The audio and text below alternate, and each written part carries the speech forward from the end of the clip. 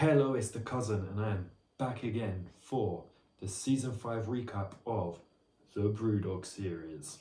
So, we have done 9 beers this season, and I've literally just finished recording the BREWDOG cold beer? Yeah, cold beer lager, which I didn't realise was in the selection with all of these. But yeah, it's been, as always, it's been a very interesting and fun series.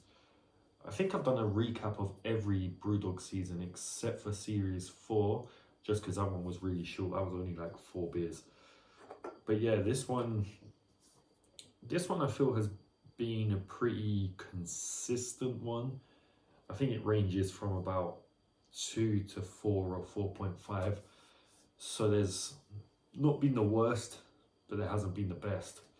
I'd say it's been a pretty average season in that sense. But we have had some pretty good ones. I think the one that I remember most from this, I would say, is the Wingman Tropical Storm. I'd say that was the star of the show this season. But there still has been more memorable ones. So right now I've got them in order from the orders I tried them in, starting with Elvis Elvis Juice alcohol free, and all the way to cold beer.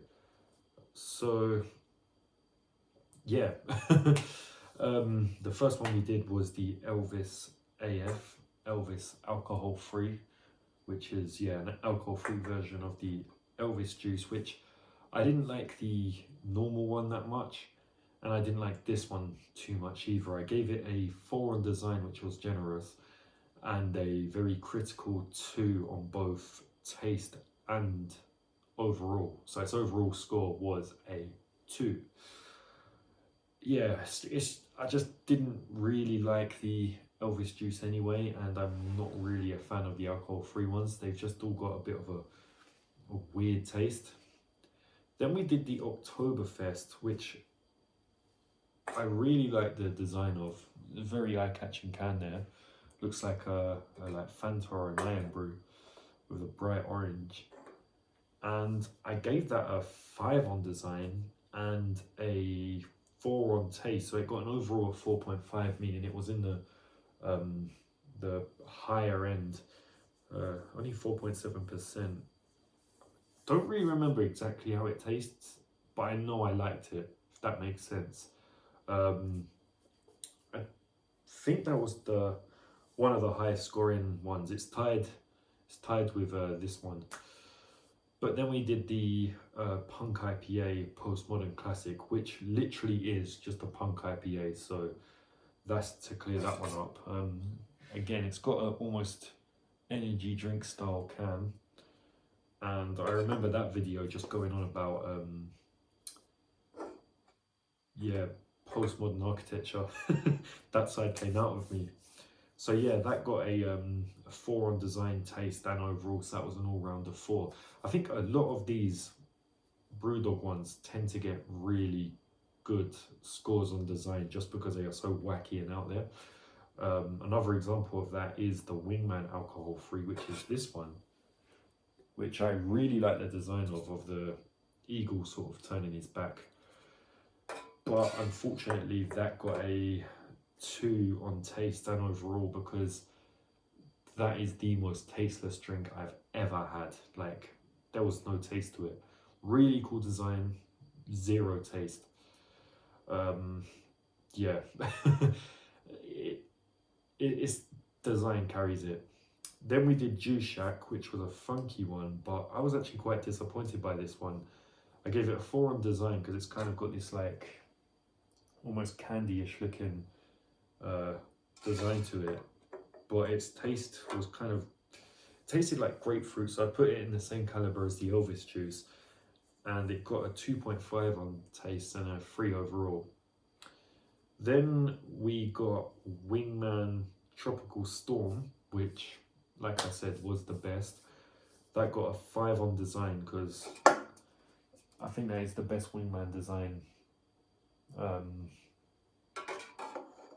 beating this one, but only just. And I think both of these I prefer over the original one. I do have another Wingman one coming up. Joe hasn't given it to me yet, but it's like a, well, you'll see. You'll see which one that is. But yeah, that got a 5 on design, a 4 on taste. It was a very strong taste because I think it's what, 7.2. So I'm pretty sure this is the most powerful beer that we've got here. But it was really nice, I remember that, and it got an overall rating of 4.5, tying it with Oktoberfest.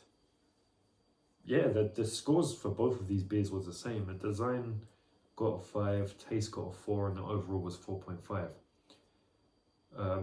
Then we did Friends Lost Lager, which is literally just Lost Lager with the Friends sort of design going on there.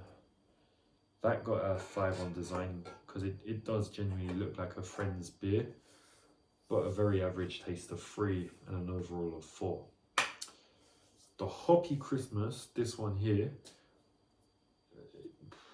Christmas beer, that I didn't find too Christmassy, just because I don't think IPA tastes like Christmas, more of a summer drink. That got a 5 on design, a taste of 4, and an overall of 4, meaning it was good, but not the best. Or it could, like, not the best drink I've ever had, but a good one. And similar story with, actually no, I wouldn't say similar story with the cold beer. The cold beer got I really like the design on this. It's sort of vintage looking, like 50s, 60s sort of design. Basic, but nostalgic looking in a way. But his taste was pretty weak. So I think I gave that a 3 on taste. And it was so weak that I just gave it a 3 overall. So yeah, there you have it. Overall, we went from 2, 4.5, 4, 2, 3, 4.5, 4, 4, and 3. So what I'm going to do is put them in order of what they scored, just so you can see the best to worst of season 5 of the BrewDog series. So here we go. Okay, so this is the order of them from best over here to worst down here. This is pretty typical, with probably the strongest beer being the most popular, and the alcohol-free ones, as usual, right down at the end here. I no doubt will say that this has been the best beer, Wingman Tropical Storm. Even though it tied with Oktoberfest, I consider this one my favourite of the season. But Oktoberfest is equally just as good, and I feel like Oktoberfest probably would appeal to a wider audience. So yeah, these two are the champions, if you will, of the season 5 of the BrewDog series. Right behind them is the punk IPA postmodern classic, which yeah has always been a good one. I think it was the first one I've done of all the BrewDog beers, and it's always been in the higher end. The Christmas one is next, and I'm pretty sure that almost tied with Friends. It's just that this got a higher taste than that one, but both of them have a nice design, pretty good taste, and a pretty good overall rating. Then I think these two were tied, but this one, the cold beer, I think got just a better design and a better taste than the Juice Shack, even though both of these got 3s, because these are 4.5s, 4s, 3s, and in 2s. Actually, is that 2? Yeah, so 4.5s, 4s, 3s. Oh no. Okay, no, forget that. 4.5s, 4s, 3s, 2s. Yeah, probably fucked that up. But I would recommend the cold beer, even though it's got no taste, it's better than the taste of this in my opinion, because I just really don't like grapefruit, which is why the Elvis AF was last. It's alcohol free, which usually just don't taste right with these BrewDog ones, and it's grapefruit, so that was never going to win. The Wingman alcohol free, that yeah, that had no taste to it, and no taste again, better than, in fact, both these ones beat their equal scoring counterparts, just because no taste is better than the taste of these ones in my opinion, which is pretty bad for them. So yeah, this has been the cousin with season 5 recap of the BrewDog series. Longer video. Hope you've enjoyed watching this. I am really tired and I'm about to go to bed, and I will see you hopefully tomorrow for the next episode of beer tasting, but it's not going to be a BrewDog one.